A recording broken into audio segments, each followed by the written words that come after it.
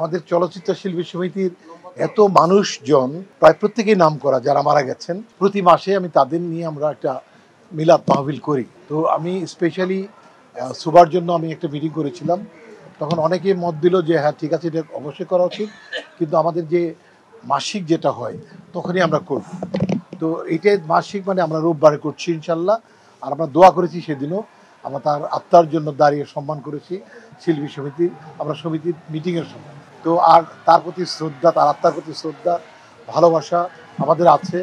আর গণমাধ্যম যারা আজকে কাজটি করেছে, আমরা তাদের প্রতি সম্মান দেখে আমরা কিন্তু হাজির হয়েছি। আমরা ব্যাপারটা নেগেটিভলি নিয়ে নিই, পজিটিভলি নিয়েছি যে আমাদেরই অঙ্গ, আমাদেরই শরীর একটা অংশ যারা আজকে করেছেন, আমরা তাদের কাছে অনেক বেশি কৃতজ্ঞ। আমি আসলে তার সাথে আমার কাজ করা হয়নি, কিন্তু মেয়েটি অনেক সবার সাথে ভালো ছিল, খুব মিশত, এবং আমার নির্বাচনে আমাকে ভোট দিয়েছে, এবং বেশ কয়েকটা প্রোগ্রামে আমি পাশাপাশি আমাকে সম্মান দিয়েছে, কথা বলেছি। ভালো ছিল মেয়েটি।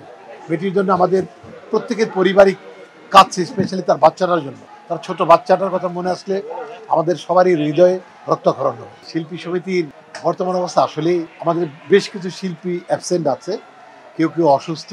স্পেশালি আমার প্রেসিডেন্ট মিশা সওদাগর, উনি একটা পায়ের অপারেশন হয়েছে, মানে উনি কিন্তু মূল মানুষটি। প্রেসিডেন্ট না থাকলে কিন্তু আসলে সিদ্ধান্ত উলট পালট হয়, একবার আমি সিদ্ধান্ত দিব, একবার রুবেল ভাই দেয়, একবার আরেকজন দেয়, এরকম হয়।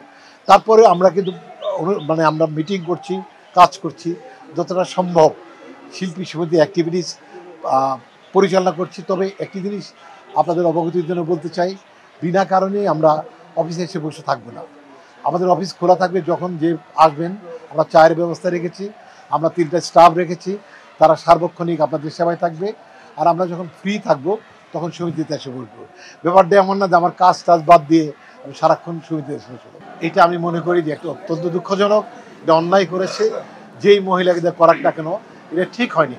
একটা মানুষকে প্রতিশোধ দিতে চাইলেও তার সমকক্ষ কাউকে দাঁড় করে দেওয়া উচিত। একটা রাস্তার লোক, যে মহিলাটি মাথা নষ্ট, এখানে অনেকবার এসছে, তাকে দিয়ে রিভেন্স দেওয়ার অর্থ হলো আমাদের আপগ্রেডে দিয়ে আমাদের সাথে উপরে দীপজল ভাই তার মান ক্ষুণ্ণ করেছে।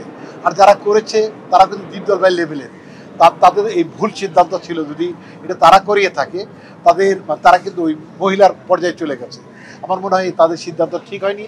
মহিলাকে যেই ইন্সপাইরেশন করুক না কেন, এটা অত্যন্ত অন্যায় করেছে, এটা একটা লেভেলকে ক্ষতিগ্রস্ত করেছে। আপনারা জানেন যে আসলে যে কেউ মামলা করতে চাইলে মামলা নিতে হয়, পরে মামলাটা টিকবে কিনা সেটা তদন্তে প্রুফড হয়। যদি মামলা না নেয় তাহলে বলবে পুলিশ ঘুষ খাইছে ওই পক্ষ থেকে, তারপর মামলা নিচ্ছে না। এবং এখন তো আরেকটু সেন্সিটিভ সময় যাচ্ছে, যে কোনোভাবেই পুলিশ খুব একটা রিস্কে যাইতে চায় না, একটা মামলা নিয়ে চুপ করে থানা বসে থাকবে, এই সাহস পুলিশদের এখন নাই। কোনো বিবাদ নাই, আমি কিন্তু আসি, যখন যে কাজটি থাকে পেপার সই করতে হয় আমি এসে করি।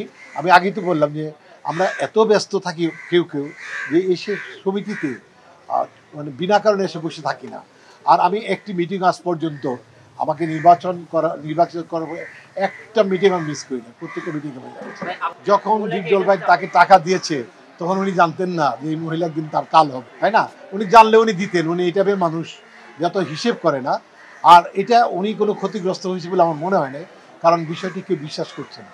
সবচেয়ে বড় পরাজয় এখানে যে যারা করিয়েছে তাদের পরাজয়, কারণ দীপজল ভাইয়ের বিরুদ্ধে মহিলার যে কমপ্লেন অ্যাসিড মারার, দীপজল ভাই দেশেই না, কীভাবে অ্যাসিড মারে, এটা একটা ভিত্তিহীন, একটা অপচেষ্টা, অসম্মান করার। এটা আমি চাই মানুষের বিবেক ফিরে আসুক। আপনার যে কাজটি করি সেটা যেন আমরা মনোযোগ দিয়ে করি, মানানসই হইতে হবে, এটা মানানসই হয়নি একচুয়ালি।